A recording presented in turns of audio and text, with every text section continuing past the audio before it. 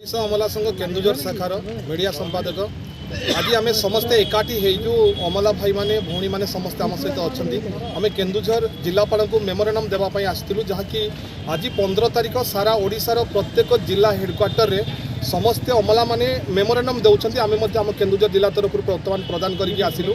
आमर दाबी हूँ 1900 जो ग्रेड पे अच्छी से 1900 ग्रेड पे को 2200 ग्रेड पे करा जाऊ ए कथा बाबद आमर दाबी रही आज सारा ओडिशा एकजुट अच्छु आम अमला भाई और भौणी माने एवं आम आशा करूँ माननीय मुख्यमंत्री आमर दाबी को निश्चित पूरण करेंगे। सबुबले माननीय मुख्यमंत्री कर्मचारी मान सहित दुखरे सुखरे साथी आसछंती हेले अमला संघ आज पर्यंत किछि हेले दाबी करनी केवल ये गोटे दाबी माननीय मुख्यमंत्री और 5T सचिव पांड्यान सार पाखे अनुरोध रखुची और आम दृढ़ आशावादी अच्छु आमर ए दाबी निश्चित पूरण हम आदि 27 तारिख भितर यह पूरण न हुए ताहले आम समस्ते भुवनेश्वर राजदांड को ओह्लैबू महासमावेश आम समस्त अमला भाई भौणी माने आम दाबी रखिबू अनुरोध अनुनय विनय करूँ माननीय मुख्यमंत्री को